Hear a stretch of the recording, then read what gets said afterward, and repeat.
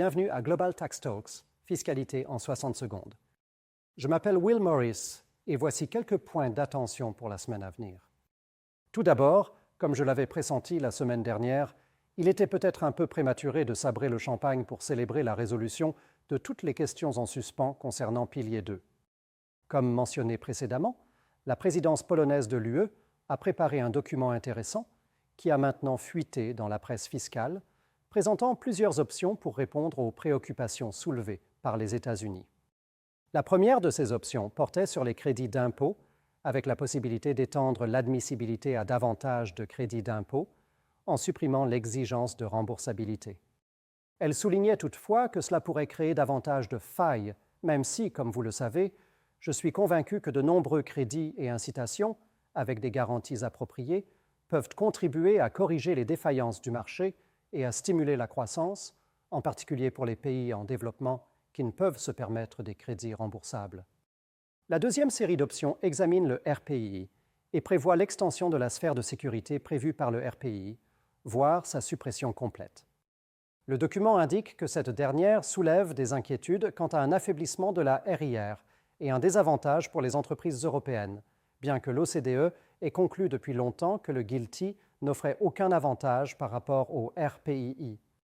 La troisième option envisageait l'équivalence pour le GILTI américain, c'est-à-dire le traitement du GILTI comme un régime qualifié du pilier 2. Deux solutions ont été proposées. Soit modifier la directive européenne, une solution difficile, qui pourrait désavantager les entreprises européennes si elles sont soumises au RPI, contrairement aux entreprises non européennes, soit amener les États-Unis à modifier le régime GILTI pour une approche par juridiction, ce qui, de toute évidence, n'est pas le cas. En tout état de cause, comme je l'ai dit, aucune des options n'était totalement sûre et les entreprises ont également exprimé des préoccupations similaires à celles évoquées dans le document. Ainsi, lors du groupe de travail de haut niveau la semaine dernière, plusieurs pays ont refusé de s'engager sur ces solutions du pilier 2, affirmant que ces discussions devraient avoir lieu entre l'OCDE et les États-Unis. Ce qui est très bien, sauf que l'OCDE ne peut pas modifier le droit européen. Nous ne sommes donc pas près d'une solution et pas de champagne pour l'instant.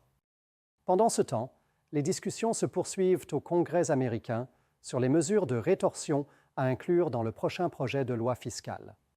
Il semble possible que l'article 899 proposé, augmentation des impôts de 5% par an pendant 4 ans, et l'extension du BIT aux entreprises des pays ayant une RPI, soient tous deux inclus.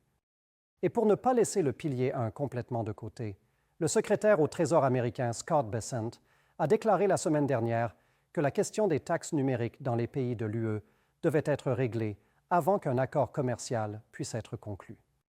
En tout cas, merci de nous avoir rejoints et revenez la semaine prochaine pour rester informés sur l'actualité fiscale mondiale.